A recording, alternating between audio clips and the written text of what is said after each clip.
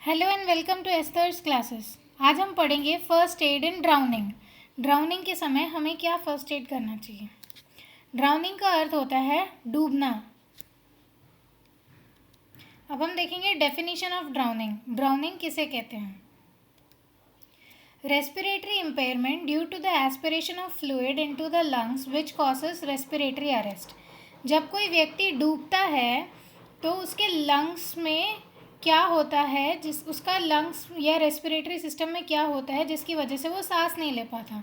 जब कोई डूबता है तो उसके लंग्स में पानी जाता है, उसके मुंह के अंदर से पानी जाता है जो कि उसके पूरे लंग्स में भर जाता है, जिस वजह से वो सांस नहीं ले पाता। उस कंडीशन को हम बोलते हैं रेस्पिरेटरी अरेस्ट। बिल्कुल भी सांस नहीं ले पाने की स्थिति को रेस्पिरेटरी अरेस्ट बोलते हैं, जिससे शरीर में ऑक्सीजन की कमी होती है और वो ऑक्सीजन हमारे ज़रूरी अंगों तक नहीं पहुंच पाता और वो धीरे धीरे काम करना बंद कर देते हैं। अगर रेस्पिरेटरी अरेस्ट को समय पे मैनेज नहीं किया जाए तो जो व्यक्ति डूब रहा है उसकी मृत्यु हो सकती है। अब हम देखेंगे कॉजेस ऑफ ड्राउनिंग, किस किस वजह से ड्राउनिंग होती है। फर्स्ट है इजी एक्सेस टू वाटर। अगर पानी बहुत अगर आसपास कोई पानी के स्रोत हो तो उसमें गिरकर डूबने के चांसेस होते हैं। फ्लड यानी बाढ़। ट्रैवलिंग ऑन वाटर, अगर हम वाटर से यात्रा कर रहे हैं जैसे बोटिंग कर रहे हैं और कोई हादसा हो जाए और गिर जाए तो उससे डूबने के चांसेस होते हैं। अगर बच्चों पर ध्यान नहीं दिया जाए तो बच्चे स्विमिंग पूल में या पानी के किसी स्रोत के पास हम पिकनिक के लिए गए हैं और बच्चों पर ध्यान ना दें तो बच्चों के डूबने के चांसेस ज़्यादा होते हैं। फिर नेक्स्ट है not knowing how to swim. अगर हमें तैरना नहीं आता तो भी डूबने के चांसेस ज़्यादा रहते हैं। Improper jumping, slips and falls. अगर सही तरीके से पानी में कूदा ना जाए तो उससे भी डूबने के चांसेस होते हैं। अगर पानी में स्लिप हो गए या गिर गए और हमारा सर किसी चीज़ पर लग गया, टकरा गया, जिससे कि बेहोश हो गए, तो उस वजह से भी ड्राउनिंग हो सकती है। फिर नेक्स्ट है alcohol use before jumping into water. पानी में कूदने से पहले अगर अल्कोहल या शराब का सेवन किया है तो उस वजह से भी पानी में जाने के बाद घबराहट होती है या फिर अगर होश में नहीं है तो सही तरीके से फिर तैर नहीं सकते।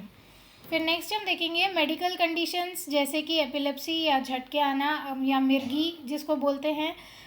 ऐसी कोई मेडिकल कंडीशन जिससे पानी में जाने के बाद दिमागी संतुलन काम नहीं करे या शरीर काम नहीं करे जिससे कि वो खुद को बचा ना पाए, जैसे कि मिर्गी के दौरे पड़ना, हार्ट अटैक आना, ये सारी कुछ मेडिकल कंडीशन है जिसकी वजह से कोई भी अगर पानी में उतरता है तो वो डूब सकता है। फिर नेक्स्ट है पैनिक इन वाटर। मान लीजिए अगर पानी में तैरना आता है पर फिर भी पानी के अंदर घुसने के बाद अगर घबराहट हो तो उस समय शरीर और दिमाग सही तरीके से काम नहीं करता जिसकी वजह से डूबने के ज़्यादा चांसेस होते हैं। फिर नेक्स्ट है improper safety measures during water rides.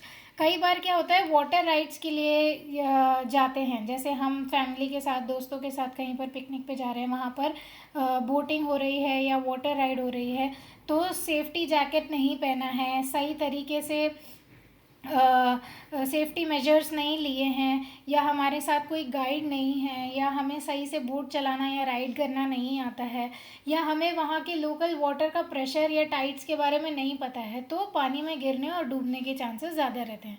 फिर ये जितने भी कॉजेस हमने देखे ये सब अनइंटेंशनल है, मतलब अगर गलती से कोई पानी में गिर जाए तो वो डूब सकता है। फिर नेक्स्ट है इंटेंशनल ड्राउनिंग। इंटेंशनल ड्राउनिंग मतलब जानबूझकर पानी में कूदना, जैसे कि सुइसाइड या आत्महत्या की स्थिति में होता है, तो इसके वजह से भी ड्राउनिंग हो सकती है। अब ड्राउनिंग में हम नेक्स्ट देखेंगे कि फ़र्स्ट एड क्या किया जा सकता है। सबसे पहले शाउट फॉर हेल्प, किसी चिल्लाना है ताकि लोग मदद के लिए आ सकें। फिर नेक्स्ट है look for any danger before trying to help. हमें खुद की सावधानी के बारे में पहले देखना है, खुद का बचाव करेंगे तभी दूसरों को भी बचा पाएंगे। तो हमें खुद देखना है आसपास कोई खतरा तो नहीं है, या पानी के टाइड्स इतने ज़्यादा तेज़ तो नहीं है कि हम कूदेंगे बचाने के लिए तो खुद भी गिर जाए। फिर नेक्स्ट है रेस्क्यू द पर्सन ड्राउनिंग। जो डूब रहा है उसको बचाना है। रेस्क्यू करने के 3 तरीके होते हैं।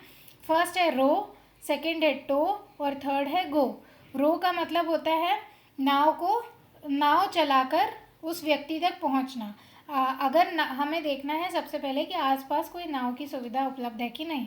अगर नाव की सुविधा उपलब्ध नहीं है तो फिर टो करना है। टो का मतलब होता है रस्सी फेंक कर उस व्यक्ति को बचाना या उस व्यक्ति को अपनी तरफ खींचना।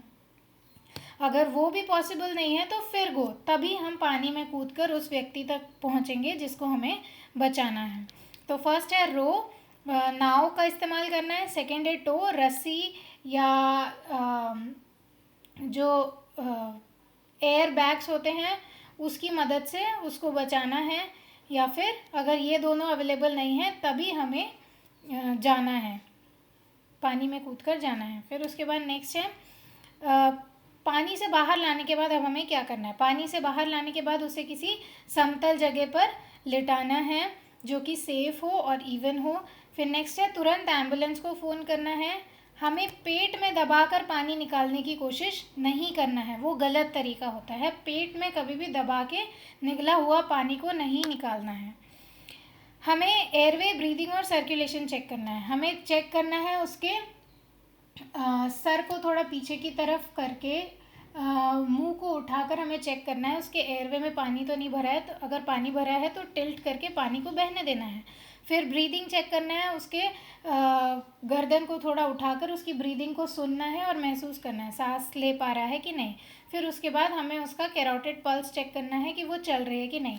तो ये पूरा प्रोसीजर हमें सिर्फ 10 सेकेंड के लिए करना है, 10 सेकेंड से ज़्यादा के लिए नहीं करना है। फिर अगर वो सही तरीके से सांस नहीं ले पा रहा, उसकी सर्कुलेशन नहीं चल रही है, तो हमें तुरंत CPR शुरू करना है।